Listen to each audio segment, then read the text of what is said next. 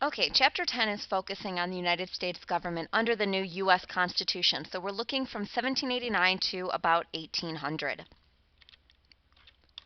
Now, one of the major changes from the Articles of Confederation to the U.S. Constitution is obviously the creation of a strong executive branch to be able to deal with the problems that the founders had faced under the Articles of Confederation. So there was really no other choice other than George Washington to be this nation's first president, based on his participation in the American Revolution, his participation in the Continental Congress, the Constitutional Congress.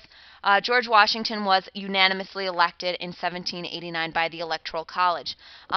He had a very strong character. He didn't necessarily wasn't the most political genius that we had, but he was a strong leader, and what he did do was create the framework for what the U.S. president is expected to do. There's not a whole lot written in the U.S. Constitution as far as the expectations for the president. What we expect of the president today, a lot of this stems from what George Washington did that first time around. One of the biggest things that he did was to create the cabinet. These are the group of advisors that the president still uses today. And aside from them serving as his personal advisors in issues, they also head up the department in which they are the secretaries of. So as Secretary of State, or the head of the State Department, Washington named Thomas Jefferson to deal with the foreign governments. As the Secretary of the Treasury, or the head of the Treasury Department, he named Alexander Hamilton to head up that department. And finally, as Secretary of War, or the Department of War, which has today been renamed into the Department of Defense, was Henry Knox to head that up. Now, since this time, obviously, the cabinet has grown much larger, but these three men were the original cabinet under Washington to head up each of those departments and to make recommendations to the president. Now, one of the biggest problems with the ratification process was, what about individual rights? Where are these individual rights? That was a major rallying cry among the anti-federalists, that they felt that a U.S. Constitution, as strong of a central government as it was creating, was going to trample on the individual people's rights. So a lot of the reason why the states ratified the U.S. Constitution was because they were promised a Bill of Rights, that a Bill of Rights, these individual rights for the citizens of the people, was forthcoming. So the option for creating a Bill of Rights, and these are the first 10 amendments to the U.S. Constitution, there are two ways that Congress can go about adding on to the U.S. Constitution. The first way is to call together another constitutional convention. Now, that has never been utilized in the past, namely because it opens up a whole new can of worms for whether or not other things can be changed. The way that has always been used is through the amendment process, that an amendment is brought before Congress, and 2/3 of the Congress has to vote yes, and then 3/4 of the states have to ratify. Now, this is a long process, and it's purposefully a long process because changing the U.S. Constitution should not be that easy. So James Madison, who we consider the father of the U.S. Constitution, fearful of another constitutional convention, he barely got out of the last one without major changes going on. So he didn't want to see all of his hard work go down the drain. So he proposed the first 10 amendments to Congress, which were very quickly adopted by Congress and then ratified by 1791. So what we call our Bill of Rights are actually the first 10 amendments, or the first 10 changes to the U.S.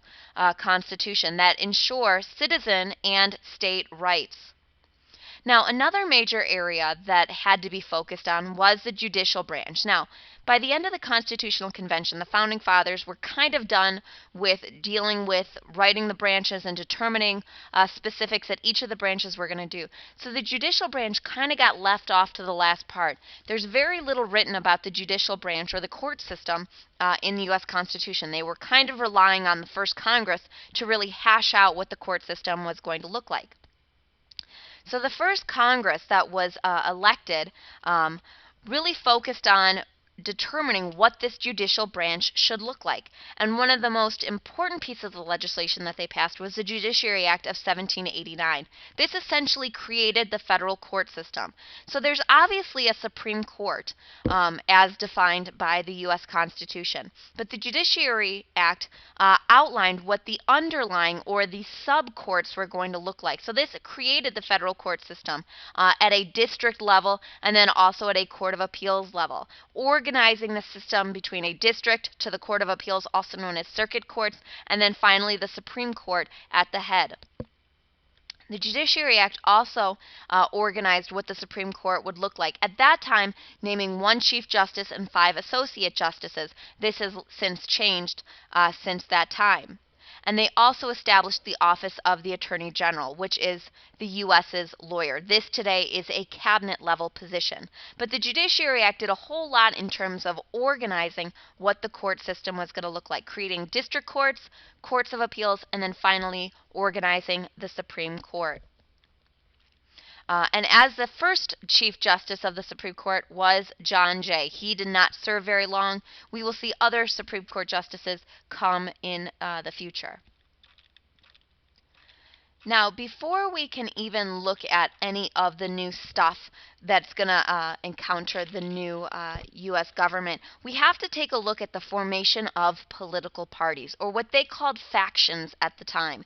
When the U.S. Constitution was being discussed, the Founding Fathers were really fearful of the creation of political parties, or what they called factions, these divisions within the United States. They felt that for true civic virtue, there should not need to be parties, there should not need to be factions, that we should all just do what's in the best interest of the U.S. government. The problem with that mentality is that it assumes that people all believe the same thing about what is in the best interest for America. And so naturally, very quickly after the Constitution was ratified, political parties started forming naturally because people had differing ideas of what was good and what was not good for the United States. The first of these major parties were the Federalists. Now, do not get this confused with the Federalists from the days of the ratification issue. Those are a different group of Federalists, although there is some crossover here. But these Federalists are led by Alexander Hamilton. Now, Hamilton, who we already know is the Secretary of the Treasury, he believed in a very strong central government, almost at the detriment of the states' governments. He really believed in the British model. In fact, he would have advocated for a king if he could have at the Constitutional Convention, but obviously that wasn't going to go over too well. To Hamilton, there is a certain class of people in the United States that ought to govern the United States, and those are the wealthy people, or the major business owners at the time. Those who own the country ought to govern it. Why shouldn't they? They have proven themselves to be good businessmen, make smart decisions, and therefore have made a lot of money. So from Hamilton's perspective, he wanted to protect wealth. He wanted to protect property. He wanted to create this strong central government to ensure that people's wealth and property was not being pushed to the wayside like we'd seen with Shays' Rebellion and that mobocracy idea. So the Hamiltonian Federalists really found a niche with merchants, manufacturers, and shippers along the eastern coast, particularly up in New York and New England. And like I said, they had a pro-British slant. Part of Hamilton's plan, which we'll see in a minute here as Secretary of the Treasury, is creating trade with Great Britain. So he really wants to create good relationships with Great Britain. Now, his opposition were the Democratic Republicans, also known as just the Republicans, and they were led by Secretary of the Treasury Thomas Jefferson. Now, from Jefferson's perspective, he is more focused on the common man, the middle class, the smaller time farmers, the smaller time business people. And to him, he was more focused on states' rights. Now, not to say that he did not want a strong central government. Of course he did. But he felt that it was not the federal government's job to get into people's everyday business. That we should have a central government for certain things, but other than that, decisions should be left up to the people, should be left up to the states to make decisions. So from Jefferson's perspective, the best government is the one which governs least. Only do what you need to do at the central government level. Other than that, leave it up to the states. He was very much in favor of states' rights. And so in order to do that, he felt that there should be a strict interpretation of the U.S. Constitution, which essentially means that the United States Constitution, the central government should only do what is specifically stated in the U.S. Constitution. If it is not specifically written in the U.S. Constitution, that it is automatically reserved to the states to deal with. And that is going to be an issue in the coming years between Hamilton and Jefferson. Now, in Jefferson's primetime idea of who the perfect American society is, he's focusing on educated, independent, or yeoman farmers. He wanted America to be a nation of farmers. Now, contrast that with Hamilton's idea. Hamilton really wanted to see the United States as a nation of manufacturers. Now, in 1789, we were a nation of farmers and not a nation of manufacturers, but that is going to change later on. And so in order to have this independent farmer nation, in Jefferson's ideas, slavery was almost a necessary evil, that until we had stronger education, we could not have universal suffrage. People could not make good decisions until they had received some sort of education.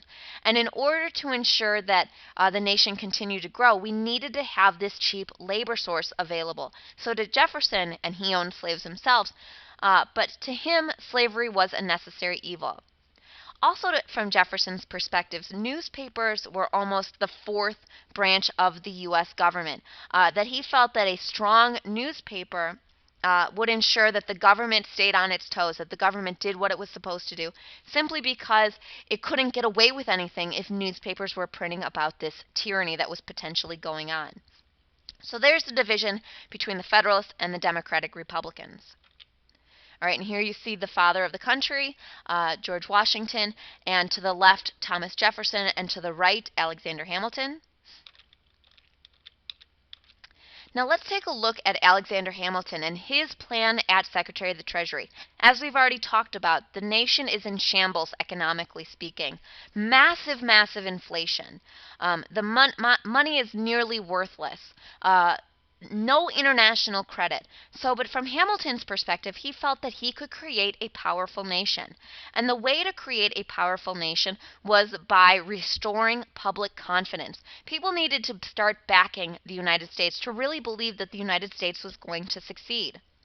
So he wanted to create economic policies that were going to be favorable to the wealthy, that if the wealthy were backing the U.S. government, they would be more likely to loan money to the federal government, which would then give them economic credit and therefore would create a strong policy. He wanted to create what is known as a trickle-down theory, that if the wealthy are given favorable tax policies, meaning tax breaks, they will then invest in the economy, and that prosperity will, quote, trickle down to the lower classes, because the lower classes will then get jobs and other things as a result. So the wealthy are the ones who should control the United States, according to Hamilton. Another major part of Hamilton's plan was to assume all of the state's debts from the Revolutionary War. He wanted to embrace the $75 million debt that the federal government and the states had from the Revolution. He felt that if the United States government was to be the one to pay back this debt, and much of the debt was owed to the American people who had bought war bonds during the Revolution, then that's just that many more people who are rooting for the U.S. government to succeed. Now, the problem with this is that Virginia had already pretty much taken care of most of its national debt, so they were all ready to deny this idea of this assumption of the state debts. So a deal had to be struck between the Virginians in Congress and Alexander Hamilton. Don't block this bill. Allow us to assume the national debt. Allow us to assume all state debts, meaning the U.S. government pays it back, and we will put the capital city within Virginia. And this is how Washington, D.C. ended up where it is, in order to bring prosperity and more economic prowess to Virginia.